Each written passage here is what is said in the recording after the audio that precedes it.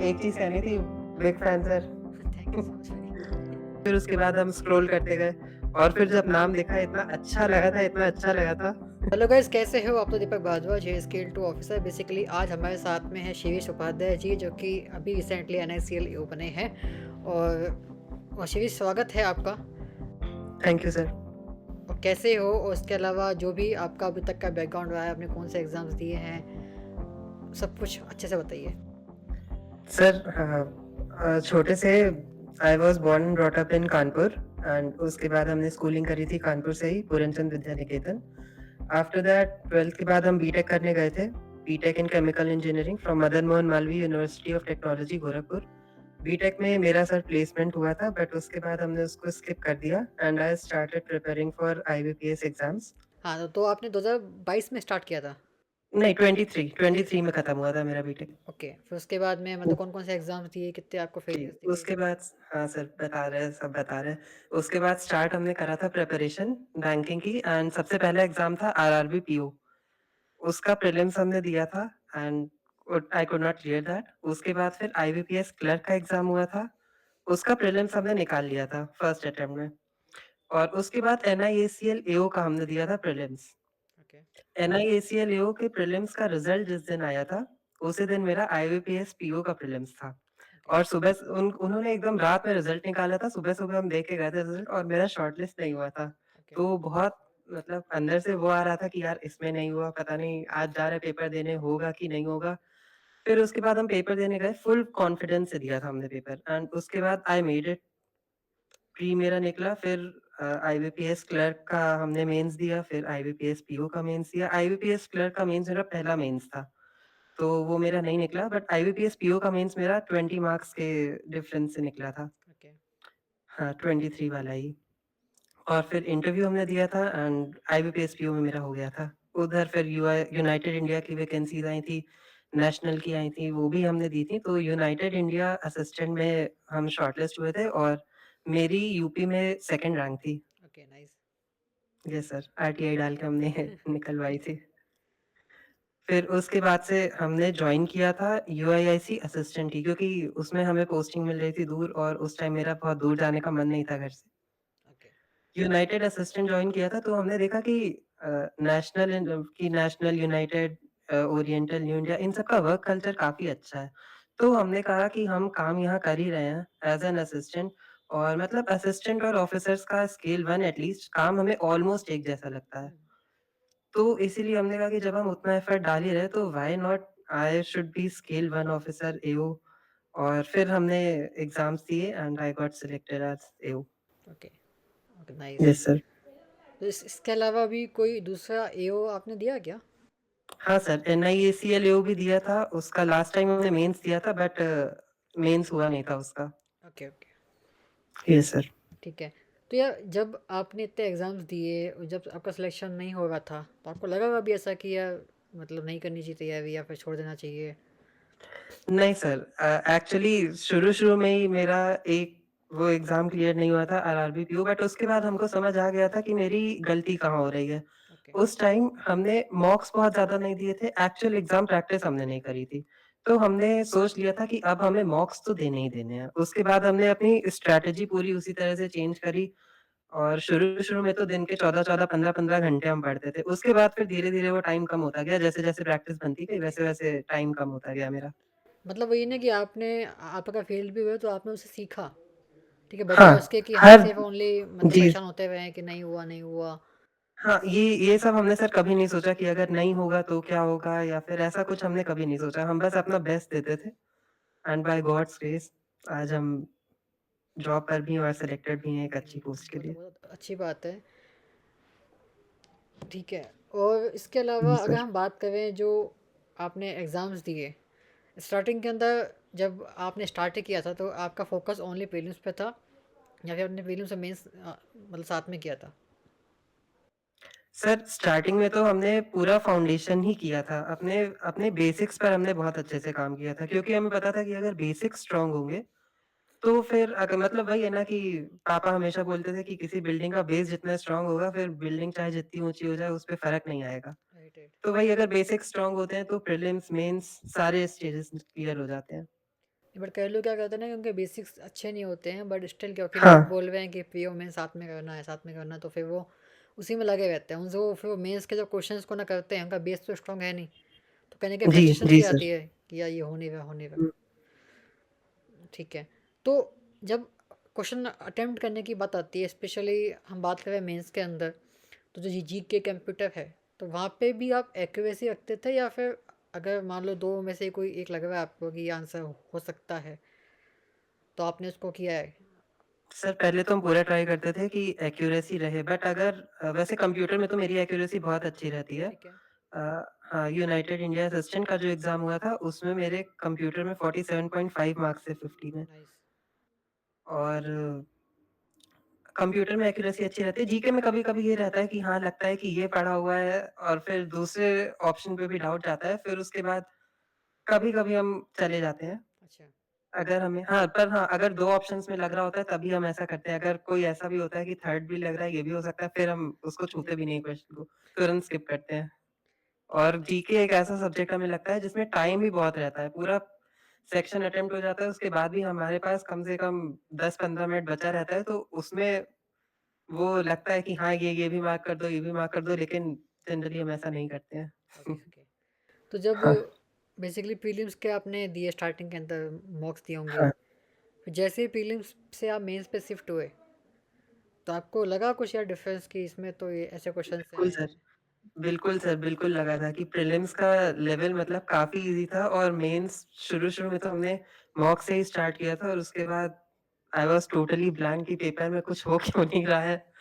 फिर उसके बाद लेकिन हमें समझ आया कि नहीं मेंस ऐसा नहीं है कि सारे क्वेश्चंस करने हैं प्रीलिम्स की तरह जितना जल्दी हो सके उतने ज़्यादा से ज़्यादा क्वेश्चंस उसमें क्वेश्चन सिलेक्शन का गेम होता है पूरा मेंस में। अगर आपने सही क्वेश्चन सिलेक्ट कर दिया, सही पज़ल उठा ली, सही डीआई उठा ली, तो फिर आपका मेंस बहुत ही ईज़िली निकल सकता है। वो चीज़ हम कैसे चूज़ कर सकते हैं कि यार कौन सा सही है, सर कौन सा गलत है? वो पूरा प्रैक्टिस से ही आता है।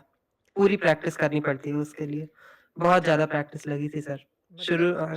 हाँ, मतलब हमने बहुत प्रैक्टिस करी थी मतलब बता रहे ना मेंस के लिए हमने डेडिकेटेड वीडियोज़ देखे थे और 10-10, 12-12 घंटे हम प्रैक्टिस करते थे मेंस की मतलब वीडियोज़ से फिर मॉक्स अलग। मतलब स्ट्रगल तो किया ही है ना अल्टीमेटली, तभी तो सक्सेस मिली है। हाँ सर, बिल्कुल स्ट्रगल तो रहता ही है। Okay, okay. बट जैसे क्या होता है कि चलो ठीक है, उसके अलावा अपन बात करते हैं रीजनिंग के अंदर जो अपने पजल्स होती हैं, और जी अपने सर। क्वांट के अंदर डीआई है। हाँ। मेनली लोगों को इनसे दिक्कतें होती हैं, इन टॉपिक से। तो सर इनके आईबीपीएस के तो एग्ज़ाम्स अगर दे रहे हैं तो रीज़निंग में पज़ल्स और क्वांट में डीआई करना ही पड़ेगा, उसके बिना कहाँ होगा। हाँ, वो तो है ही। Right, right. वो उसके लिए तो फिर रिगरस प्रैक्टिस ही चाहिए होती है, उसका कोई एस्केप नहीं है। नहीं मतलब प्रैक्टिस तो ठीक है, बस हाँ, मतलब साथ में कुछ और भी चीज़ें हैं जो मतलब करनी चाहिए सीखने के लिए।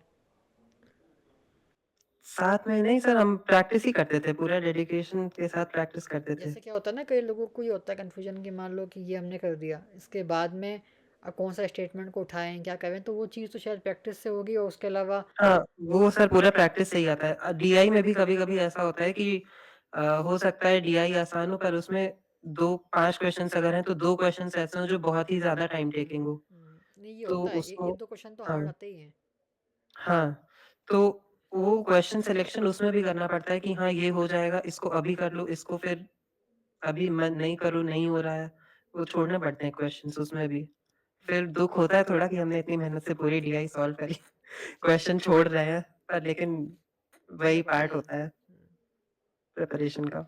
उसमें भी ये है ना कि अगर हम क्वेश्चन को अच्छे से ना देख रहे हैं, समझ रहे हैं, मान लो हाँ, समझ में अगर स्टार्टिंग में नहीं आ रहा है आपको कि आप सिर्फ ना कवे जा रहे हैं, तो अगर उस क्वेश्चन को वापस से देखेंगे, एक एक स्टेटमेंट को अच्छे से अगर पढ़ेंगे, तो शायद समझ में आने लग जाएगा, स्टार्टिंग में हाँ, दिक्कत आएगी। समझ बिल्कुल सर, समझ में आ जाता है, पर वही है ना कि वो टाइम लिमिट भी आ जाती है एक तो नहीं लेकिन वो एक बार स्टार्टिंग में अगर कोई स्टार्ट कर रहा है मतलब एज ए बिगिनर, हाँ, तो उसके लिए तो फिर हाँ। टाइम से अधिक इंपॉर्टेंट है सीखना।